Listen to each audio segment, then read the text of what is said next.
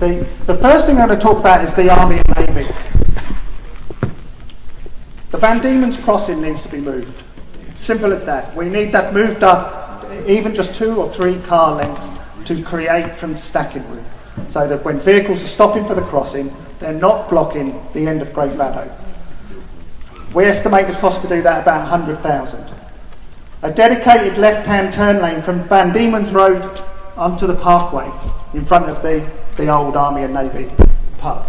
The cost to do that is 1.5 million. It's a little bit higher than it would be normally because there are a lot of utilities in that area, but the cost to do it is about 1.5 million. A dedicated left turn lane from the Chelmer Viaduct onto the Baddow bypass. We all know that should have been done when they built the bridge. Our estimates are about $1 million to do that. The final thing which is important is the 2008 document that all this Baddow BUSGATE is based on is all based on old technology. In 2008 we're all using Nokia phones. That's my brother.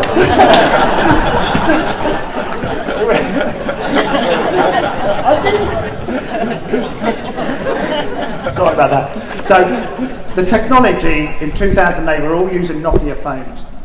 Smart Traffic from Cambridge are a group of 20 professionals. They're just interested in their infrastructure of their city. Some fantastic papers. Look at it, smarttraffic.uk, I believe is the website. Go and have a look at it. Read some of the stuff they've got on there. But the important thing that they come up with is the Scoot traffic light system. The Scoot traffic light system monitors the whole city in Cambridge, and that's what they're pushing towards. That's what part of that funding that we were talking about earlier is going to be used for. Scoot has sensors in the road that monitor the speed of the traffic and change the traffic lights accordingly. Also, the buses are fitted with transponders, and when they approach the traffic lights will stay green for that extra 2 or 3 cars to allow the bus to get through the traffic light system. We had a long chat with Edward Lee, who's the promoter of Smart Traffic in Cambridge. He estimates to install Scoot on the Army and Navy would be about £1 million. But that would control every entrance and exit, every entrance onto the Army and Navy would be electronically controlled by the traffic flow. So I don't know if you know, the only figure we've been able to find for the dualling of the flyover is 30 million. That's the only figure we've been able to find, and I don't know if any of the guys on the panel have seen any other figures for doing that. Very, very strange that there's no... How much do they project the BUSGATE will cost? Under 500,000. I think it's about 300,000. Right there. Yeah. I think 300,000 is the figure that I've seen. But that's not going to solve the Army and Navy issue for the whole city. But £1 million to put in the Scoot system doesn't sound so much. No, it doesn't. And interestingly enough, the lady's asking about the money for doing the BUSGATE and the money for doing the Scoot system. And it's not really, an ask of about 500,000 extra to put the Scoot system in, overspending somewhere under 500,000 to do the BUSGATE. So it's not a lot of money. So I think it's important that there are other ideas out there, but the council have become locked in to this document from 2008, and that's what they're trying to progress with the BUSGATE, and they're not looking or meeting with other people with new ideas and new technologies that are available out there. As I said, the figure we've seen for the BUSGATE is 300,000. Now, like you say, a couple hundred extra thousand to put in Scoot traffic lights doesn't seem that much. As I mentioned earlier, the town centre BUSGATE generated 300,000 in revenue in its first month. So, although it cost them 300,000 to put it in, BUSGATE is one of the few schemes that will actually make the money. So, again, that's another, traffic flow, safety, all that side. This is a money-making scheme for them as well. So just moving slightly on there, so Scoot in Cambridge, which is what they've got that money for, they have approximately 120 traffic light systems across Cambridge, and it's their intention to bring Scoot across the whole city. So it will control every traffic light across the city, and the cost for doing that is actually relatively small at only 10 million. 10 million for a traffic light system across the whole city. So the point I'm making to you is there's ideas out there, people out there with good ideas, and they need to start coming forward, or Mr. Bentley needs to pull his head out of the sand and start listening to other people that are experts. I cannot express to you how interesting talking to Edward Lee from Smart Traffic was. The man is so knowledgeable. And interestingly enough, I'll bring up something about the buses in a minute. Okay, coming up to the last few bits. The bus system in this town is not fit for purpose. Full stop. Who wants to stand in the cold and, for a bus not to turn up at 7 o'clock in the morning? That's if you get a bus at 7 o'clock in the morning. So some of the questions we've raised and some of the things that we've looked at that are going on in other places, including Brazil and Cambridge, interestingly enough again, is the way their bus system operates. And now, this is us telling them how we want a bus system, not First Bus, the commercial contractor, telling us what they're going to give us. Which is going to make them money. So the first thing is, let's expand the park and ride. We need another park and ride on the Whitford roundabout. We all know that. It's been in the makings for a long time. There's already traffic issues down Waterhouse Lane. Many of you may not know this, but there's already traffic issues down Waterhouse Lane because of the new shopping development that's been built down there. Just an interesting note, guess whose bus depot is down there? First Bus. So you wait and see what happens down there. So expand the park and ride. The second thing that we came up with is the park and rides. Our whole city is structured so everybody comes into the middle all the time. Park and rides need to be expanded. We need petrol stations there. We need somebody to go and get a cup of coffee. We need somewhere safe and dry where you can stand waiting for the bus. Bus lanes, that's been a big issue. That's a big issue for Councillor Bentley. We've got bus lanes across the city already. Why are they not bi-directional? Where buses can run in both directions, down the bus lane, set down the centre of the road. 3 main bus lanes, that's all we need coming into the city from the 3 main park and rides. Guess what they can be controlled with? Scoot traffic light systems. Why are all the big 40-foot buses coming from Southend, Danbury, Harlow, all running into the town centre? The Cambridge scheme is they terminate at the park and ride, and then they get them high speed in the park and ride. That's the concept of the idea. The buses from outside come to the park and ride, and there's a high speed system running into the town centre, like a transit type system. So the park and ride outside the city becomes the central place where people can get off and get on their buses. TfL for London. How many bus companies run TfL for London? Anybody got any ideas? You all think it's one. You all think it's one company. No, 10 bus companies do TfL for London. The reason it works is because TfL for London collect the ticket money. So you're only paying one person for the ticket, and that allows you to travel on any of the TfL buses, whether they're run by Aviva, First Bus, or any of the others. So one ticket system across the county, and particularly for the city, so where you catch a First Bus from Southend, you come to the park and ride, get in the park and ride, run just straight into the town centre. One ticket, one price.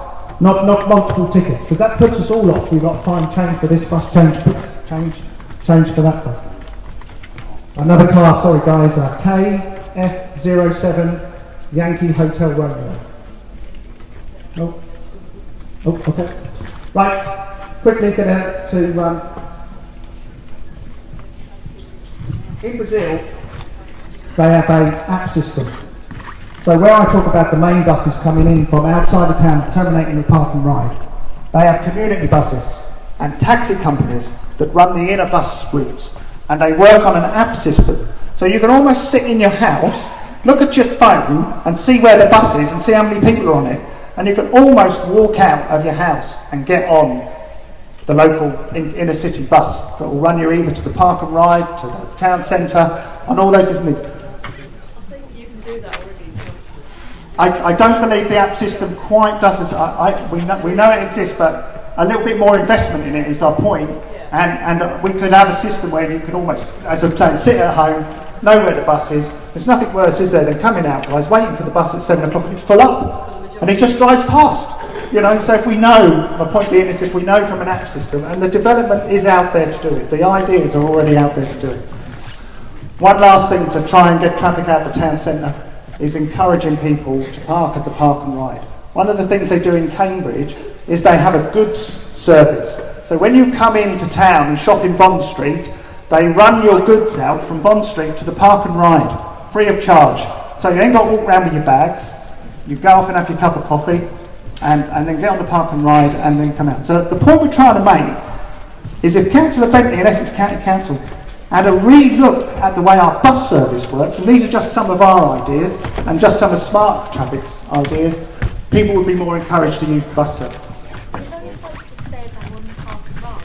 Some of us don't have cars, and we need main buses. No, and that would be the purpose of it. What they do is they have community link buses or taxis, because we all know that quite often if there's four of us waiting at the bus stop at the vineyards, if we actually jumped in a taxi, it costs less than it would for the bus. And the council and taxi are always moaning that they ain't got enough work, there's too many taxis. So if we incorporated that system where they are doing a community bus with the taxis, running around picking up. You're at an airport or something, Yeah. you've got, you can ring and say, you're waiting to be picked up. People might use it. Sorry, there's a lady here still asking the question. Sorry. I'll come to you in a minute.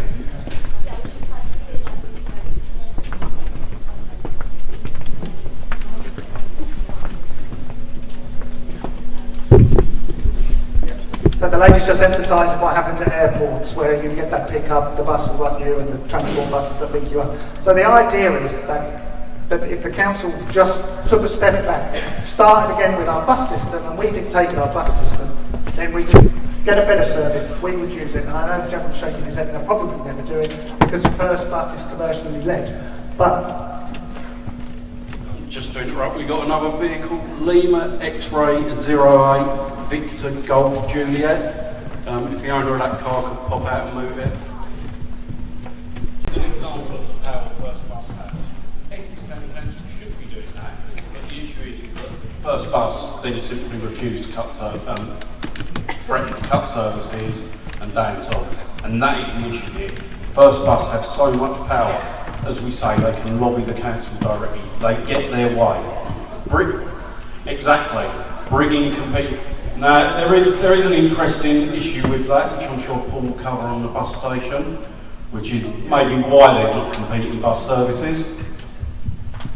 who rents the bus station? Anybody got any ideas? Do you know? I know you know a little bit. Who rents the bus station? First Bus rent the bus station. So no other bus competitors can go into the bus station.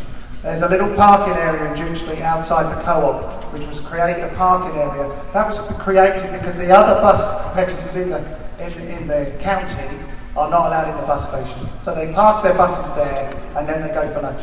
It's a fact. First Bus rent the bus station. Yeah, but they're not allowed to park in there. So what they do, they have to park in this little area outside the co-op because First Bus won't let them in. If we had a joined up thinking and the bus service was for Essex, the bus station would be for any bus company operating in Essex, and we don't seem to have that. It's still that dictation of First Bus telling everybody what to do. Sorry guys, another car, a Corsa E. Agenda that he's already pushing. You will see a video about the bus gate, how pollution's too high, how they need to lower it, and how it's going to change the traffic system. I've already seen it. I saw it on the 9th of March when I went to meet with him to try and organise this meeting for him to come to tonight, which he was quite happy to come to until we pushed the agenda of the meeting. So the last thing I'm going to talk to you about is how will this affect your world? The consultation that Councillor Bentley did never spoke about business across the city. It wasn't mentioned anywhere in the consultation. And there are businesses all over this city that they are our economy, they're our jobs. And I'm going to give you one little example. The reason I want to give you this example is because I tried to give it to Councillor Bentley. He thought it was funny. I'm telling you, he thought it was funny. How many of you in this room have a pizza?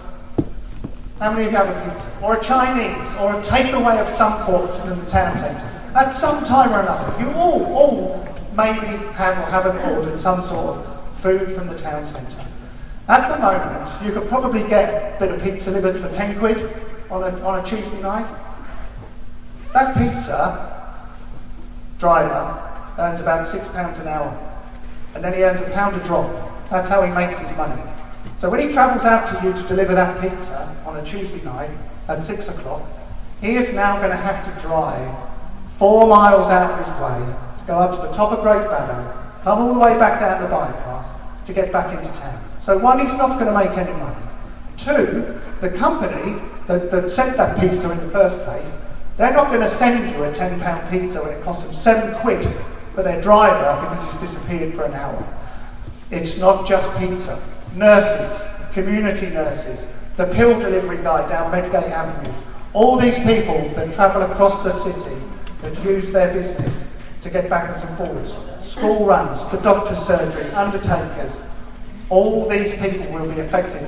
It will affect your daily life. So if you're sitting there thinking, I don't use Baddow Road, I go out of my way not to use it, it is going to affect your daily lives. Because that lady that comes round and looks after your mum and then needs to travel over to the other mum, that ain't going to happen because she ain't going to be able to get there. We all know that carers get paid for the time they're at the house. Do you know what I mean? Looking after the person. They don't get paid for their travel time.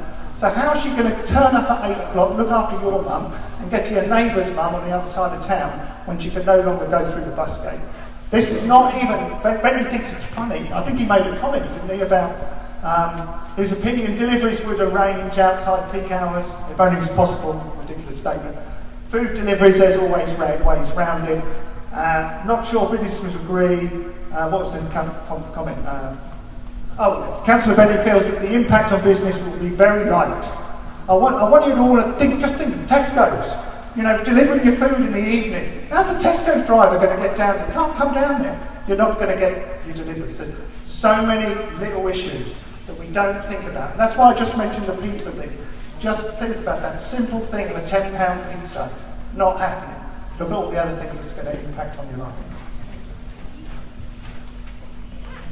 I think that's everything. I think that's got to be done. So I'm going to give the microphone to David and really open it up to your questions. Make your statements. If you want to stand up, get angry and swear and shout because he ain't here, do it. At like 10 to 4 on a Saturday afternoon, because the road is being closed for 7 days a week, I now believe. What happens when you get to the Beehive Avenue bit at 4 o'clock? Do you have to do a U-turn and go back? When you've been queuing there for 15 minutes? It's only going to run for 5 days, apparently. It was in the papers the other day saying it's 7 days, because I asked that question to the GBNA, whatever you call yourself, via email, and I was told we assume it's 5 days. But in the paper or on the Facebook page last week, I read that it's going to be 7 days a week. I believe that may have been a reported issue. All of the official documentation, including the growth package, has it as 5 weekdays. But the point is still valid because it will happen on a weekday as well as a weekend. Yeah. Basically, their answer is that traffic will have to go down Meadgate Avenue. Meadgate Avenue is the designated relief road for this. So you've got an HGV coming down there, it's got to go down Meadgate Avenue, which we know is going to cause problems in itself. So they're saying that people won't go down there because they're going to put signs up, but I don't know, I don't read every sign I drive past. But you've been sitting there for 15 minutes thinking, oh, I've got like 2 minutes to go on traffic, and then all of a sudden it's 4 o'clock on your car clock. You then have to turn around? Is that what they're applying, or is there going to be a speed camera of some sort? He's got a camera at BUSGATE. So you all know it's going to be at the Medgate end. So as soon as you go past the Medgate junction through the BUSGATE restriction, that's where you'll get campered straight away. So you go through that. They don't have an answer to that question. Their view is it will all. But they will claim that they will put signage up back all the way back to Beehive Lane, and they will act on that signage as the basis for you not going down there. But at some point, sometimes you might think, oh, I'll make it in 10 minutes down there. But other times, you know, you could be 20 minutes. Yeah, I agree. And what if you're there at 7 o'clock when the restriction comes off? Yeah. You're going to wait at the road, aren't you? And then go are you stuck because you've gone past that line? Just a quick point, interrupting the questions for a second. I see we've got a few people leaving, so before we carry on. First of all, thanks everyone for turning up. We will be carrying on, but just as people leave. Thanks for turning up, showing your support.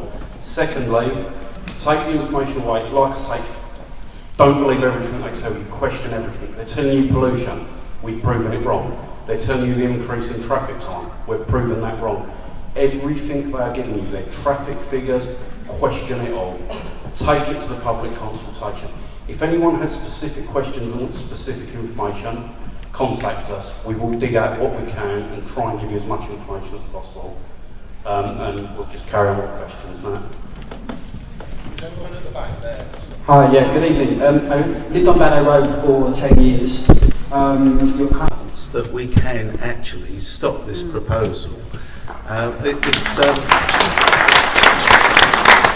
If everybody who has already signed petitions, come along to this meeting, come along to the previous meeting, if everybody tries to get a ticket and oversubscribes, which would be brilliant, to these two events that are being organised by Councillor Bentley, and expresses the views that have been so eloquently put tonight, if they can make that those points made at these consultations, I do believe that this can make them actually think again, particularly because it's been backed up by a lot of the research that the group has undertaken in the last few weeks, and all power to their elbow for doing that, and I salute them for doing that.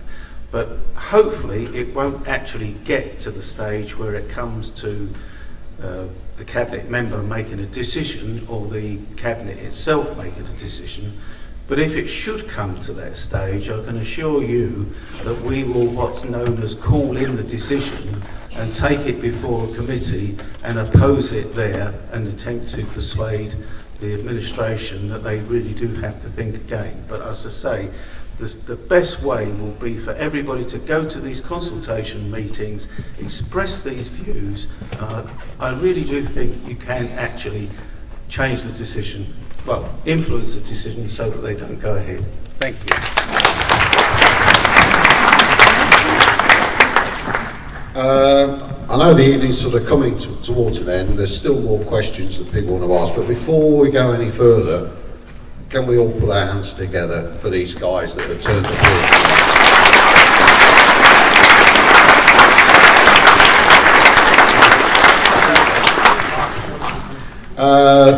Jabina, as I said, are just volunteers.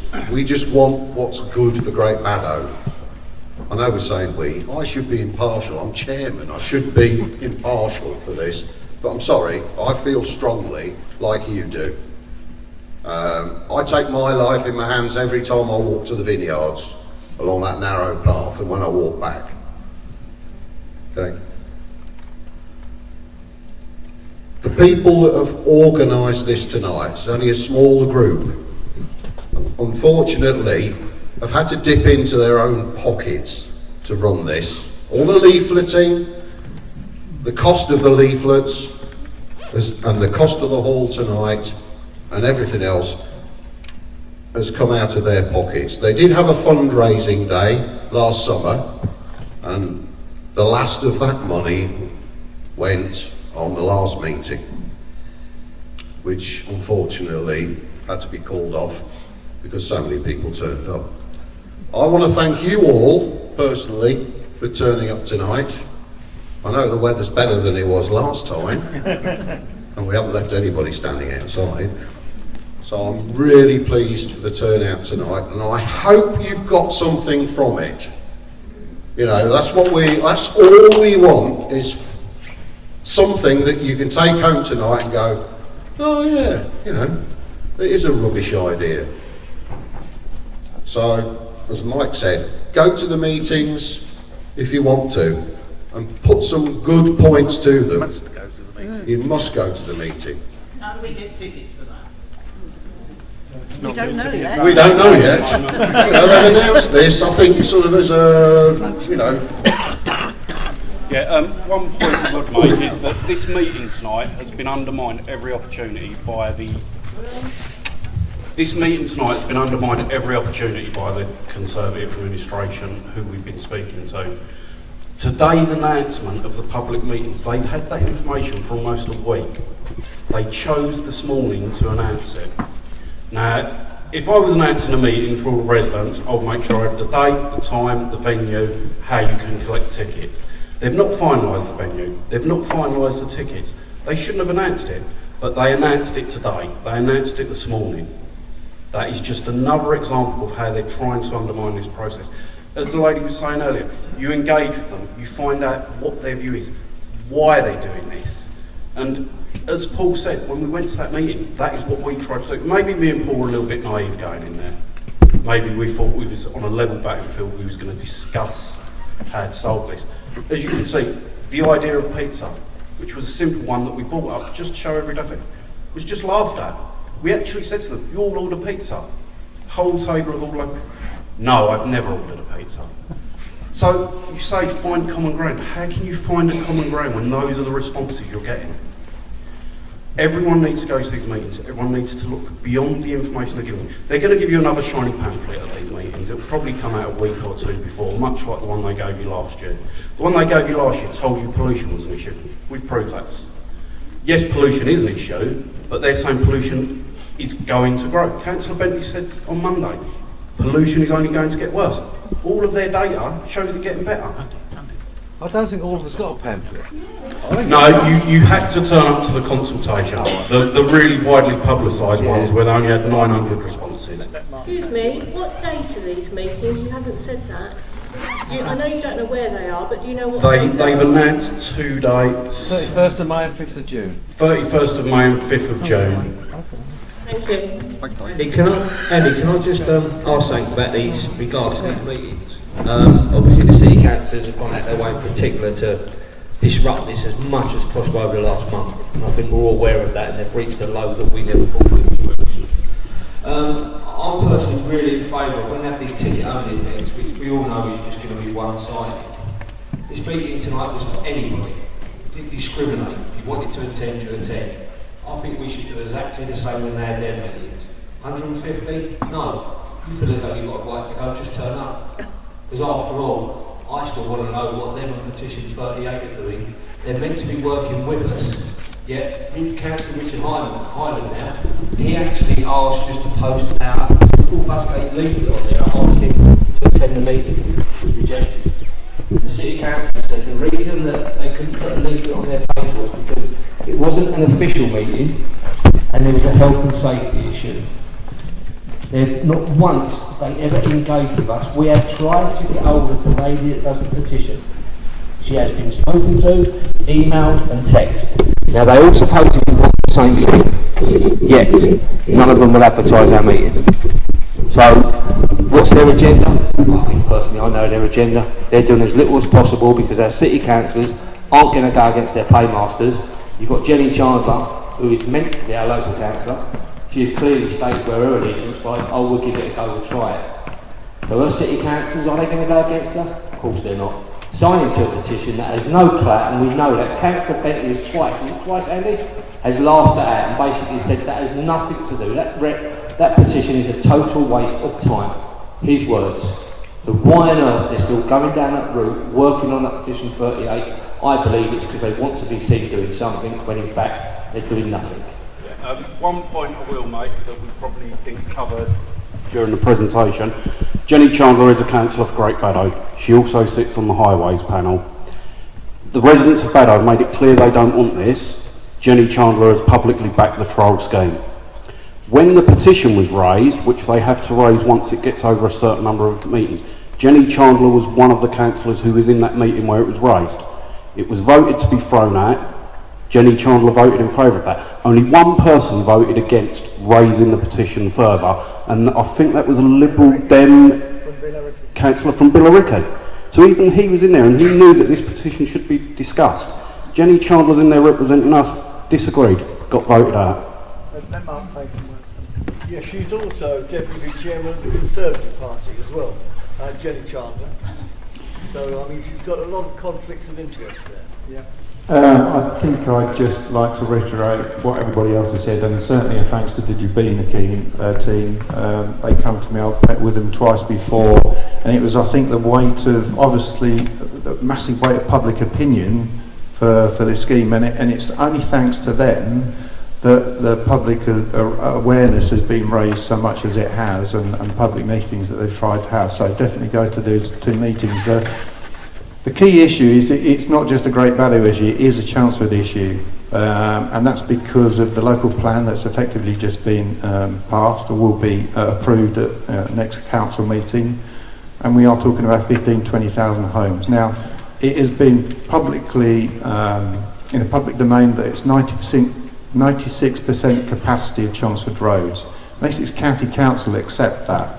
We can't put any more roads. You might be able to put, a new feeder road into the waterside development, but that's going to be another 800 properties.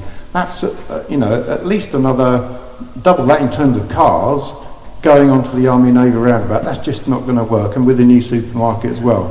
So they've told you about pollution, so you can go to these meetings and say pollution. This document, the document that they produce, this quality annual status report says that pollution is going down at the Army and Navy. And you might have noticed there's a monitoring station just before you get to Meadgate Avenue. That's a live monitoring station, and you can actually go online and see what the figures are on a live basis.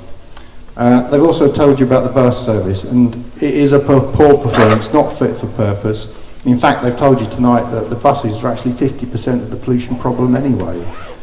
The traffic flow. The traffic's only going to go somewhere else, isn't it? And because we can't build any more roads, it's going to go on to Gloucester Avenue, Lofting Way, Wood Street, Linnet Drive, Baddow, down Princess Road, and Essex Yeomanry Way. And Essex Yeomanry Way hasn't got one of the monitoring tubes. There's either live monitoring stations or static tubes. They haven't even got one, and the traffic obviously there from Malden Road is going to be a lot worse. What's interesting, the census data from 2011 actually asked the question, where do you travel from and where do you travel to? And that's actually been mapped, and the largest proportion of people actually are travelling down Baddow Road to commute to places the other side of Chelmsford. They don't want to get on the A12. And I don't know where this is about 58% of missing traffic in their statistics. Not having an answer for that is just not really good enough. So, yes, please go to these meetings when we know where they are, when they're ticketed. I have a question I'm not sure how you can have a consultation that's ticket only, but that's another question. And I'm concerned in terms of safety with the additional traffic on. I'm councillor for Molsham Lodge. We've got a problem on Gloucester Avenue with speeding, as I said before. This is just going to exacerbate the problem. So just finally, thank you to the Javina team. Thank you very much.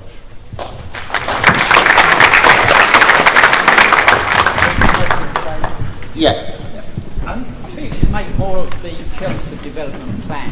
That is going to be and that